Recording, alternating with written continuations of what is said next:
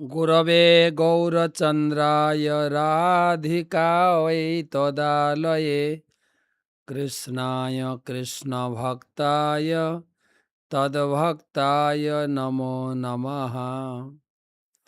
वन्देऽहं श्रीगुरो श्रीयुतपदकमलं श्रीगुरुन् वैष्णवांश्च श्रीरूपं साग्रजातं सहगण रघुनाथान्वितं तं सजीवं साद्वैतं सावधूतं परिजनसहितं कृष्णचैतन्यदेवं श्रीराधाकृष्णपादान् सहगण ललिता श्रीविशाखान्वितांश्च नमो ॐ विष्णुपदाय कृष्णप्रेष्ठाय भूतले श्रीमते भक्तिवेदांत स्वामिनिते नामिने नमस्ते सारस्वते देवे गौरवाणी प्रचारिणे निर्विशेष शून्यवादी पाश्चात्य देश तारिणे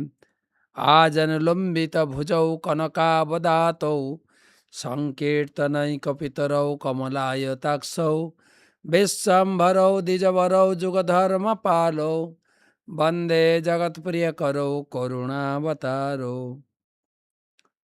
ॐ माधव माधव वाचि माधव माधव हृदि स्मरन्ति साधव सर्वे सर्वकार्येषु माधवं तप्त काञ्चन गौराङ्गी राधे वृन्दावनेश्वरी वृषभानुसुते देवी प्रणमामि हरिप्रिये।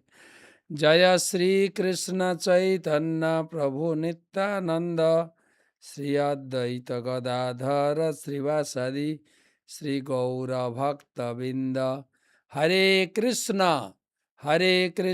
कृष्ण कृष्ण हरे हरे, हरे राम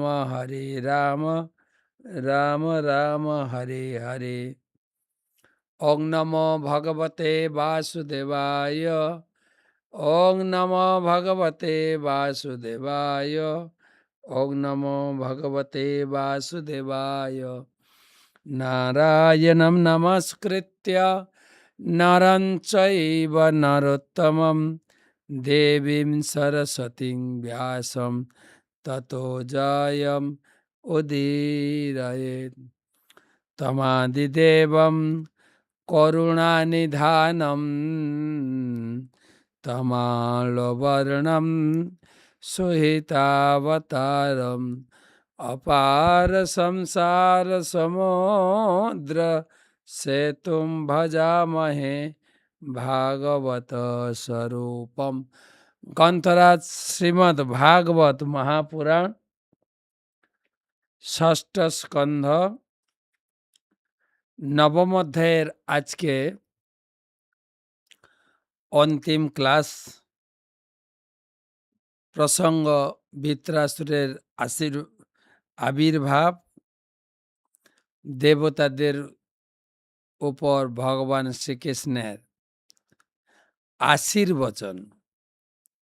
সেই উপলক্ষে 1290তম ভাগবত রসবান্তি সেমিনারে সকলকে জানাই কৃষ্ণপ্রীতি শুভেচ্ছা অভিনন্দন। সেই সঙ্গে গুরুপাদ পদ্মে প্রণাম নিবেদন করে তার অহিতুকী কৃপা আশীর্বাদ প্রার্থনা করি। নম ওং বিষ্ণুপাদায় কৃষ্ণ পৃষ্ঠায় ভূতলে শ্রীমতে জয় পতাকা স্বামী নীতি নামিনে নমাচার্য পাদায় নিতাই কৃপা প্রদায়িনে গৌর কথা দামদায় নগর গ্রাম তারিণে।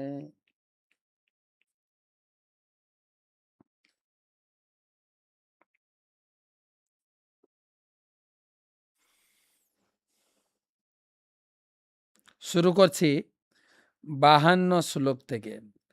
সবা অধিগত দধ্যম শিভাং ব্রহ্ম কিনিষ্কলম যদ্বা অশ্ব শির নাম তদরমরতাং বেধাত স বা অধিগত দধ্যম উসিংভ্যাং ব্রহ্মনিষ্কলম যদ বা অশ্ব শির নাম তয়োরমরতম ব্যাধাত। অনুবাদ: হে দধ্যঞ্চ ঋষি, যিনি দধিতি নামেও পরিচিত, স্বয়ং ব্রহ্মবিদ্যা লাভ করে সেই ব্রহ্মজ্ঞান অশ্বিনী কুমার দ্বয়কে দান করেছিলেন। কথিত আছে যে দধ্যঞ্চ অশ্বশির ধারণ করে তাদের সেই মন্ত্র দান করেছিলেন। তাই সেই মন্ত্রকে বলা হয় অশ্বশির। দধিতির কাছ থেকে সেই মন্ত্র লাভ করেছিলেন অশ্বিনী কুমার দ্বয়, জীবন মুক্ত হয়েছেন। তো দেবতারা ভগবানের শরণাপন্ন হয়েছিলেন বৃত্রাসুরের আগ্রাসী থেকে নিজেদেরকে রক্ষা করার জন্য। ভগবানের প্রার্থনা করলেন, ভগবান সন্তুষ্ট হয়ে অনেক কথাই বললেন যে তোমরা পূর্ণরূপে শুদ্ধ ভক্ত নও। শুদ্ধ ভক্ত কোনো কিছু কাজ আকাঙ্ক্ষা করে না। ব্রহ্মভূত প্রসন্ন আত্মা ন শোচতি ন কাঙ্ক্ষতি। কিন্তু তোমরা আমার কাছে অনেক কিছু প্রার্থনা করে, বিশেষ করে বৃত্রাসুরের কপট থেকে রক্ষা করার জন্য। তাই আমি তোমাদের সাজেস্ট করব, তোমরা দধিচি ঋষির কাছে যাবে। দধিচি ঋষি তোমাদের সেই শরীর দান করবেন, আর সেই শরীরের কঙ্কাল থেকে একটা অস্ত্র বানাবে, অস্ত্র। সেই অস্ত্র দিয়ে তুমি বৃত্রাসুরকে বধ করতে পারবে। আর এই ঋষি অত্যন্ত তপস্বী, তেজিয়ান ঋষি। সম্পূর্ণরূপে ইন্দ্রিয় সংযম করেছেন এবং সারা শরীরে ব্রহ্মবিদ্যায় ভরপুর। একবার এই দধিচি ঋষির কাছে আমাদের অশ্বিনী কুমার দ্বয় ব্রহ্মবিদ্যা লাভের জন্য প্রার্থনা করলেন। প্রভুপাদ কাহিনীটা তাৎপর্য দিয়েছেন, আপনারা পড়ে নেবেন। এবং যখনই দেবতারা শুনলেন যে অশ্বিনী কুমার দ্বয়কে শুদ্ধ জ্ঞান প্রদান করবেন দধিচি ঋষি, তখন দেবতার লোক এবং 2-3 জন তারা এই দধিচি মুনির কাছে এসেছিলেন। বিশেষ করে ইন্দ্র এসেছিলেন। ইন্দ্র এসে দধিচি মুনিকে সাবধান করে দেন, আপনি ব্রহ্মবিদ্যা দেবেন না অশ্বিনী কুমার দ্বয়কে, তারা এটার মিস ইউজ করবে, এবং আমার বাক্য যদি আপনি লঙ্ঘন করেন আপনার গলা কেটে দেব। তখন অশ্বিনী কুমার দ্বয় আবার এলেন সেই দধিচি মুনির কাছে ব্রহ্মবিদ্যা লাভ করার জন্য। তখন দধিচি মুনি বললেন, ইন্দ্র আমাকে নিষেধ করেছে। তখন দেবতারা বললেন যে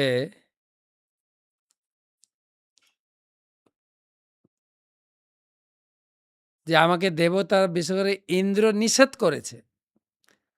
তখন অশ্বিনী কুমার দ্বয় বললেন, ঠিক আছে, একটা কাজ করা যাক, আমরা আপনার মাথাটা ছেদন করে রাখবো। আর দধিচি মুনি যখন এসে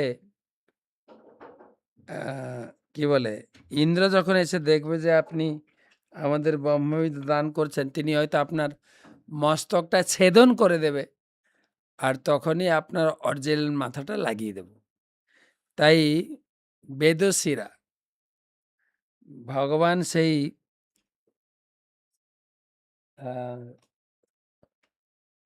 অশ্বের মুখ অশ্বের মুখ দিয়ে সেই ব্রহ্মবিদ্যা এই দধীচি ঋষি লাভ করেছিলেন।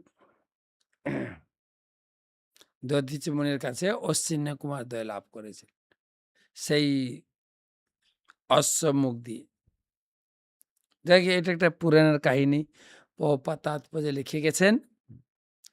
মূল কথা হচ্ছে ইন্দ্র সাজেস্ট করছেন সেই তেজিয়ান তপস্বী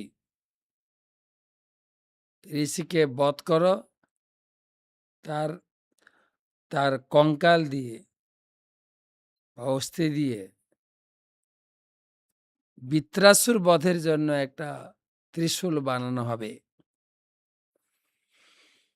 দধ্যম থার্বর্ণতষ্টে বর্মাভেদমদান্তকম বিশ্বরূপায় যৎপ্রাদাত তষ্টা যত্তমধানস্তত দধ্যং থার্বর্ণস্তষ্টে বর্মাভেদ্যম মদাত্মকম বিশ্বরূপায় যৎ প্রাদাত তষ্টা যৎ তমধান্নত।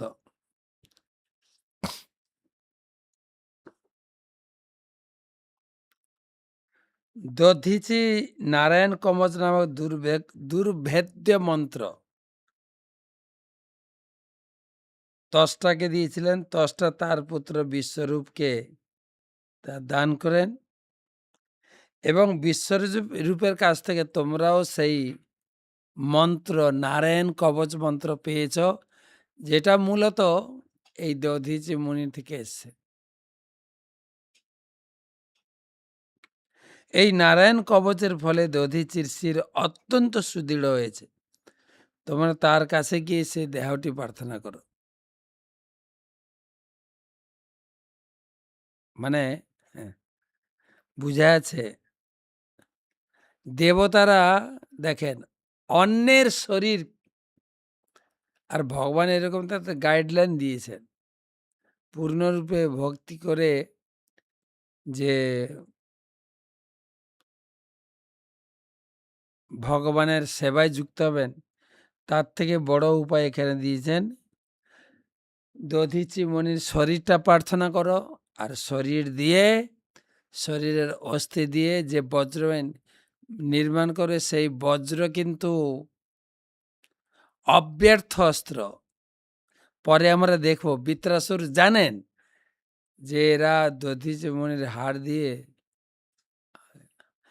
আমাকে বধ করার চেষ্টা করছে, এবং বৃত্রাসুর মনে করিয়ে দিবে যুদ্ধক্ষেত্রে, ইন্দ্র তোমার হাতে যে অস্ত্র রয়েছে তো ভগবানের অধ্যক্ষতায় সে অস্ত্র তৈরি হয়েছে, কেননা সেই অস্ত্র অত্যন্ত শক্তিশালী, তেজিয়ান।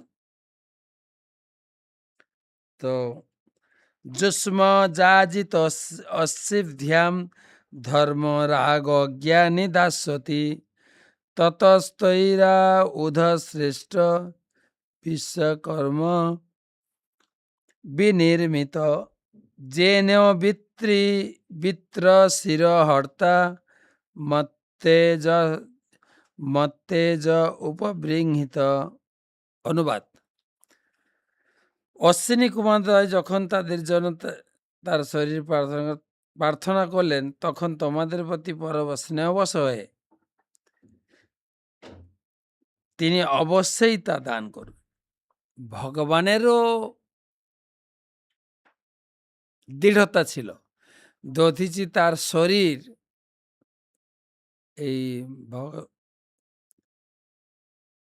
এই শরীর বুঝাবেন দেবতারা গিয়ে যে এই স্থূল শরীর মাটির শরীর, মাটিতে মিশে যাবে, এসব বলবেন। তখন দান করার পরে যুদ্ধক্ষেত্রে যখন চরম যুদ্ধ হচ্ছে, এই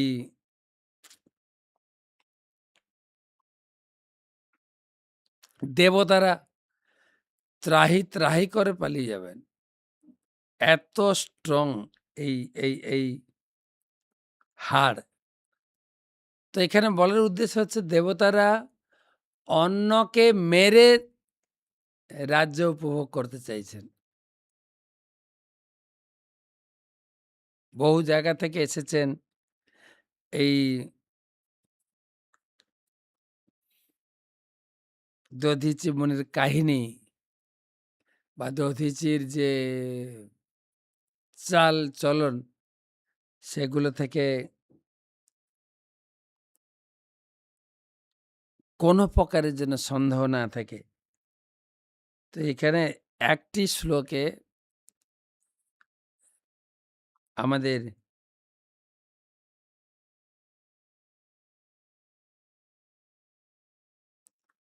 অশ্বিনী কুমার যখন তোমাদের জন্য শরীর প্রার্থনা করবেন তখন তিনি অবশ্যই দেবেন। ভগবান জানেন যে দেবতাদের কোনো কিছু চাইলে হয়তো লুকিয়ে রাখতে পারে, কিন্তু দধীচি মুনির উপরে ভগবানের প্রচন্ড বিশ্বাস ছিল। তোমরা যাও দধীচি মুনির কাছে, তার দেহটা প্রার্থনা করো। এইরকম দেবতাদের মতো স্বার্থপর লোক আমরা নিজেরা নই। নিজেরা কিনা বলেন, নিজের স্বার্থ নিজের সবকিছুতে করে বসি। কিরকম দেখেন ভাগবতমে লেখা হয়েছে যে দধীচি মুনির কাছে যাও, তোমরা তার দেহটি প্রার্থনা করবে, সে তোমাদের দিয়ে দেবে। আর সেই দেহর কঙ্কাল বা হাড় দিয়ে অস্ত্র বানিয়ে বৃত্রাসুরকে বধ করে রাজ্য ভোগ করলেন।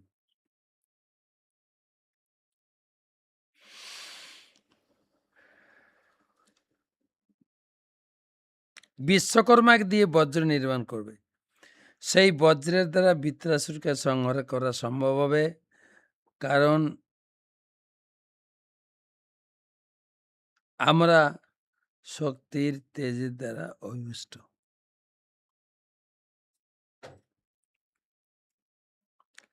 তস্মিন বিনিহিত যোয়ম তেজ তেজস্ত্রায়ুধ সম্পদ ভূয় প্রাপ্সথ ভদ্রম বন হিংসন্তি চ মৎপরান। তস্মিন বিনিহিতে যোয়ম তেজহস্ত্রায়ুধন সম্পদ ভূয় প্রাপ্সত ভদ্রম বন হিংসন্তি চ মৎপরাণ। আমার শক্তির প্রভাবে বৃত্রাসুর নিহত হলে তোমরা তোমাদের তেজ, অস্ত্র, আয়ুধ এবং সমস্ত সম্পদ ফিরে পাবে।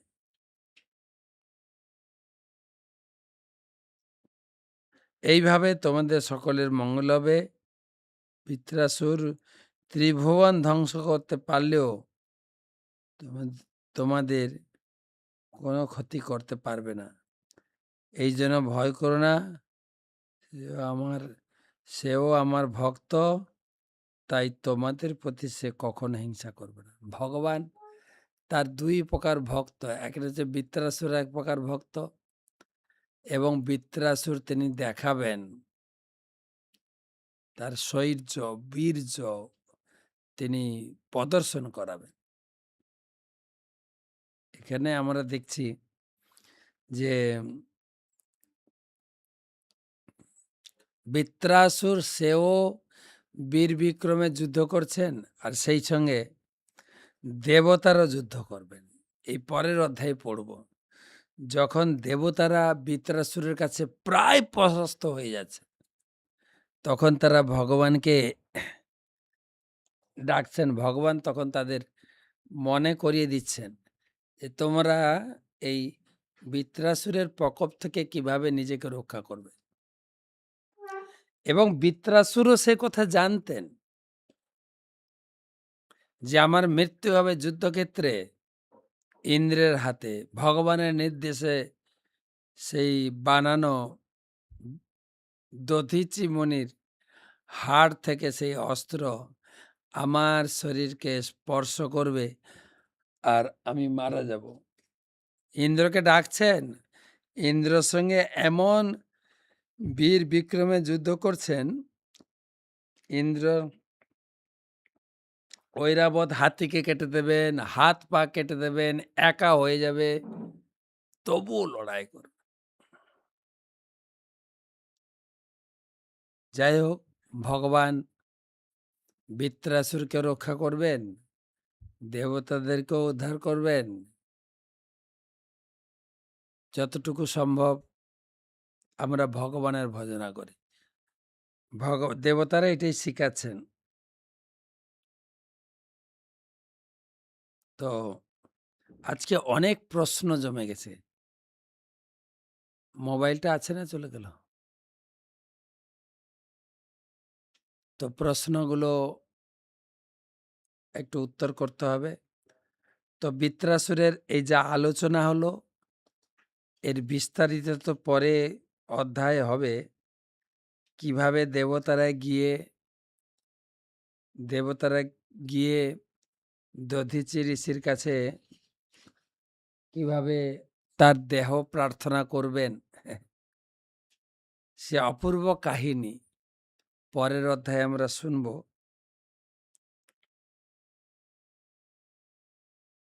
এই ব্রত মাস উপলক্ষে লোকের মনে বিবিধ প্রকার প্রশ্ন।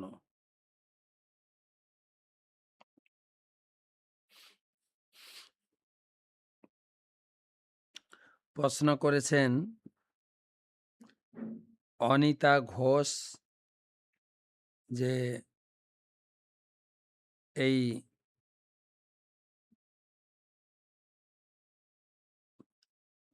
এই মাসে কোন কোন ফল খাওয়া যায়?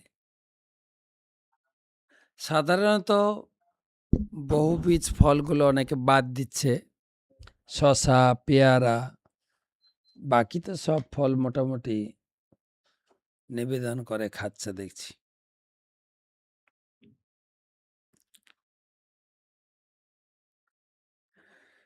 পরবর্তী প্রশ্ন এসেছে আমাদের বাংলাদেশ থেকে।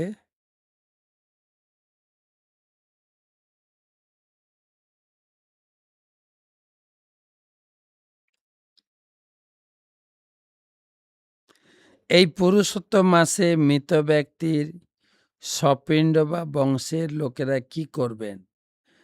পিণ্ডদান প্রক্রিয়া কি বন্ধ থাকবে?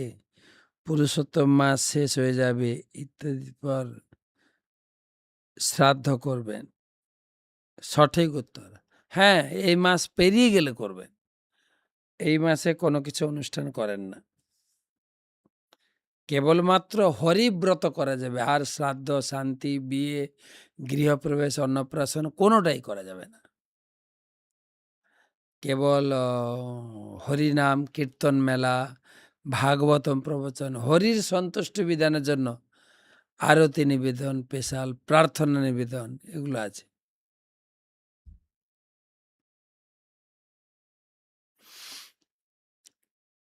আরেকটি প্রশ্ন, সেটাও বাংলাদেশ থেকে, নাম নেই।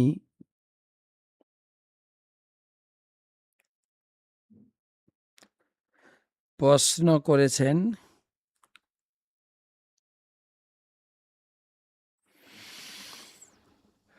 আমি বাংলাদেশের দিনাজপুর থেকে অর্পণ কুমার রায় বলছি। আমার একটা বিষয়ে জানার ছিল, আপনি কৃপা করে জানতে চাই। আচ্ছা, গুরুজন অশৌচ থাকলে প্রণাম করতে গিয়ে নিঃসংকোচ বোধ হয়, দূর থেকে হাত জোড় করে প্রণাম করেন যদি তিনি অসুস্থ থাকেন।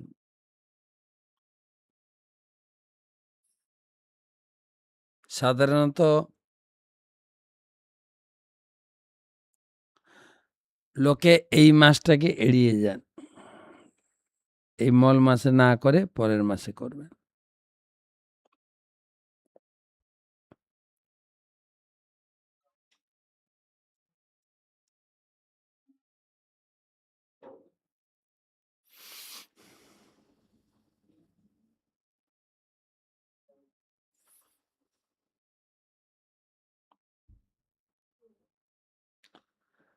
পরবর্তী প্রশ্ন,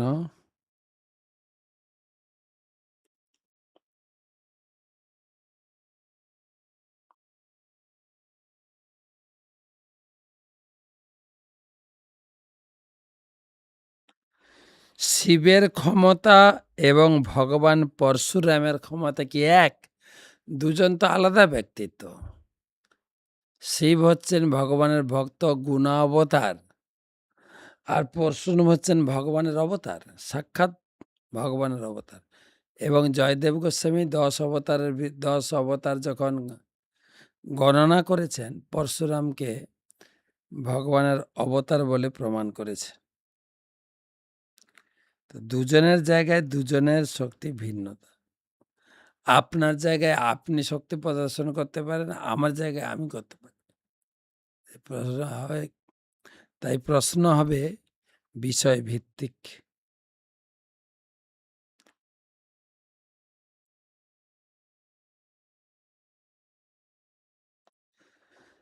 প্রশ্ন করেছেন সুব্রত ঘোষ। আমার নাম সুব্রত ঘোষ, আমার স্ত্রী সুচিত্রা রাধা দেবী দাসী। আমাদের গুরু মহারাজ গৌরাঙ্গ প্রেম স্বামী মহারাজ। আমাদের একটি পুত্র আছে, বয়স এখন তার 4 মাস। আমরা আষাঢ় মাসে ভগবানের কাছে পূর্ণ প্রার্থনা করতে চাই। আমি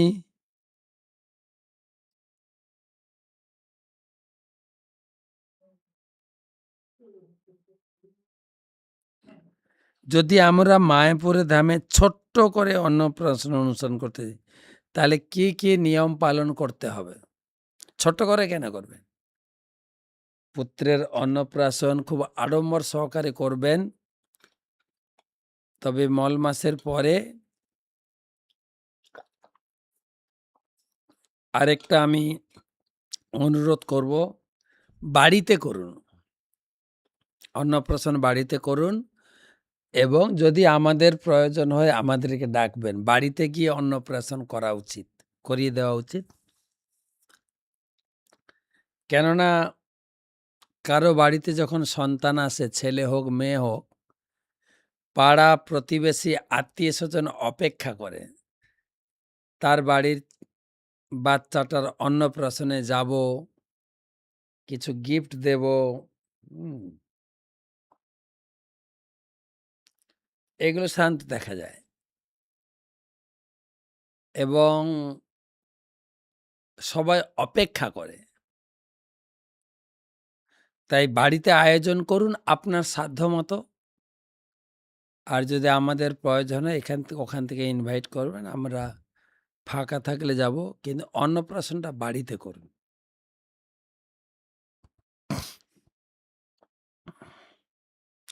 অন্নপ্রাশন, বিয়ে সবকিছু বাড়িতে করলেই ভালো। যদি আপনার বাড়িতে জায়গা না থাকে, সে যেরকম হল ভাড়া করে করছে সেরকম করুন।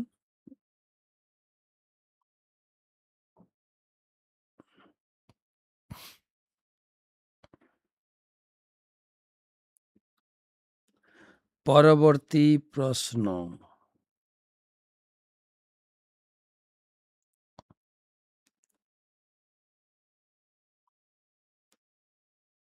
সুমনা সর্দার। আমার একটা প্রশ্ন ছিল, আমার কি মালা জপ করতে করতে ভাগবত কথা এবং ভগবানের বিষয় কথা শুনতে পারি?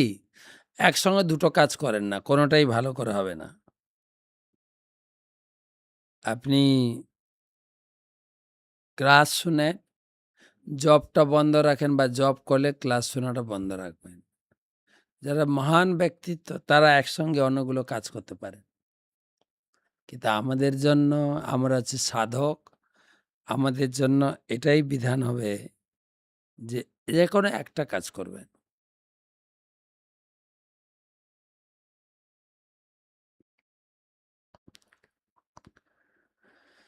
পরবর্তী প্রশ্ন,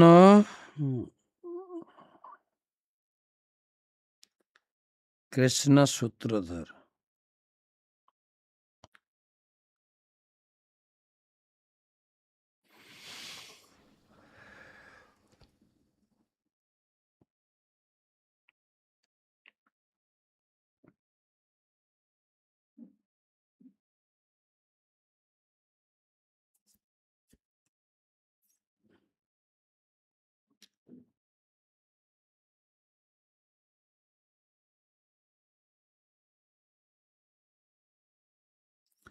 তো প্রশ্ন করেছেন, অক্রূর কথাটির মানে কি? যে ক্রূর নয়, যার ভিতরে কোনো হিংসা করার কোনো ইচ্ছা বা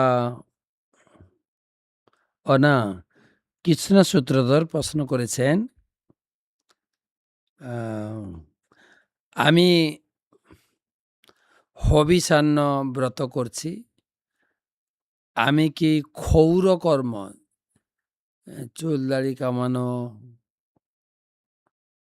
বা আর যা যা আছে, হরিনাম করা, তো আমি কি ক্ষৌর কর্ম করতে পারবো? শুনেন, একটা হচ্ছে আপনি যদি সংকল্প নিয়ে থাকেন, আমি সারা মাস হবিষান্ন খাবো, এত মালা জপ করব, তারপরে আমি চুল দাড়ি আমি কামাবো না, তেল মাখবো না, সাবান মাখবো না, এই ব্রতগুলি যদি আপনি সংকল্পের সময় ব্রত করে থাকেন তাহলে করবেন না। না হলে আমাদের দেখা যায় যারা সংকল্প করেননি তারা করতে পারে।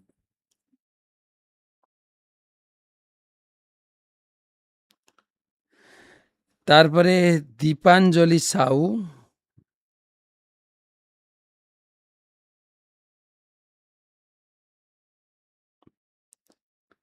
মহারাজ আপনার চরণে কোটি কোটি প্রণাম। মহারাজ, আমাকে সবসময় আমিষ রান্না করতে ও ঘাটতে হয়, আমি কি সেই জামা কাপড় পরে নাম জপ করতে পারি?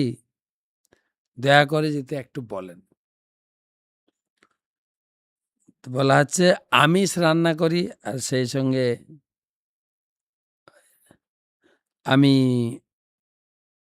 হরি নাম জপ করছি, বা যে হাত দিয়ে মাংস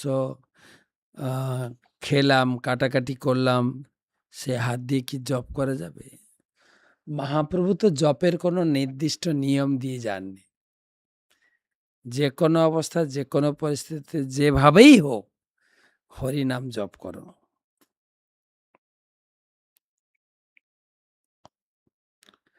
লাস্ট প্রশ্ন,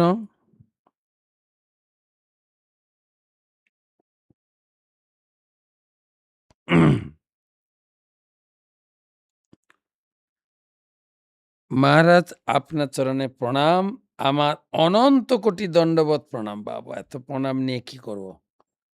মহারাজ, আমার একটা প্রশ্ন আছে, পুরুষোত্তম মাসে কি গর্ভে সন্তান ধারণ করা যায়? একই প্রশ্ন বারবার আসছে।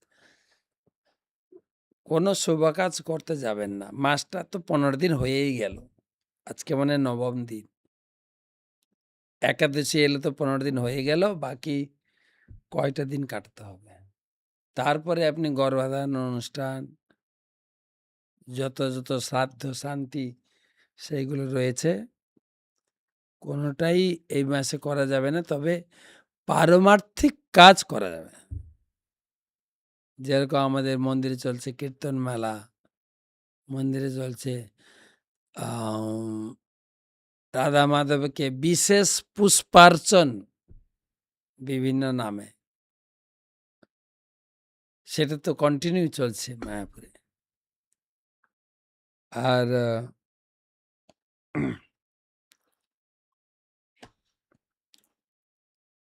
বিশেষ করে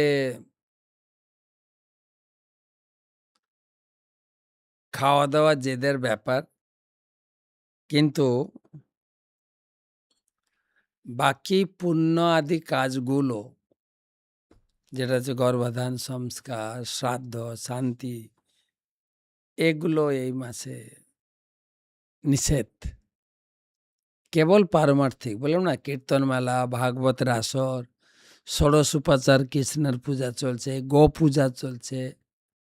বলতে গেলে এই চাতুর্মাস উৎসবে আমরা এসে দেখছি কি বলে 5G প্রোগ্রাম, গো গঙ্গা গীতা গুরু গোবিন্দ, গো পূজা, গঙ্গা পূজা, গীতা পূজা, আর কি বলে গো গঙ্গা গীতা গুরু গোবিন্দ, 5টা জি প্রোগ্রাম চলছে। এগুলো করা যাবে। বাকি আপনার প্রশ্ন যে গর্ভধারণ সংস্কার, শ্রাদ্ধ, শান্তি এগুলো কোনোটাই সম্ভব নয়। তো আর তো কোনো প্রশ্ন নাই দেখছি। তো আপনাদের ধন্যবাদ জানাই। এই বৃত্রাসুর প্রসঙ্গ পরের অধ্যায়ে আলোচনা হবে। কালকে থেকে শুরু হবে যে বৃত্রাসুরের সঙ্গে কিভাবে ইন্দ্রের লড়াই হবে। ভগবান কিন্তু পুরো স্বর্গরাজ্যটা ইন্দ্রেদের হাতে তুলে দেননি, তার পন্থা বলে দিয়েছেন যে দধীচি মুনির কাছে তার অস্থিটা ভিক্ষা করে আনবে, সেখান দিয়ে বজ্র বানাবে, তারপরে তুমি বয়কট করতে পারো। তো সুতরাং সেই জন্য এই বৃত্রাসুর প্রসঙ্গ আসবে বা চলছে এখন, কাহিনী এখনো শুরু হয়নি, শুরু হবে কাল থেকে। তো আজকে বলতে বলতে নবম দিনের পুরুষোত্তম মাস অতিবাহিত হয়ে গেল, আর বলতে বলতে 20 দিন। তা আবার পরশু দিন একাদশী। একাদশীর ব্রতের আমি ভিডিও ছেড়ে দিয়েছি, আপনারা দেখে নেবেন। একাদশী ব্রতর নাম কি, কিভাবে করব। আর একাদশী ব্রত করার আগে ভিডিওটা শুনবেন। একাদশী ব্রত করার আগে আপনি ভাগবতের কোর্সটা বাড়াবেন। ভাগবত যতটুকু একটা করে ক্লাস হচ্ছে নিজের জন্য বেশি করে পড়ুন, বেশি করে পড়ুন। আমাদের এখানে এমআইতে ভাগবত পড়ানো হচ্ছে, যেখানে দেখলাম এক একটা ক্লাসে এক একটা অধ্যায় আমাদের পড়তে হয়। তো ঠিক আছে, আজকে এই পর্যন্ত রাখি। কালকে আবার দেখা হবে বৃত্রাসুরের সঙ্গে। দেবতারা গিয়ে কিভাবে বৃত্রাসুরের কাছে তার দেহ চাইবে, কি তত্ত্বকথা দিয়ে বুঝাবেন, সেটা আমরা কালকে আলোচনা করব। শুভরাত্রি, ভালো থাকেন।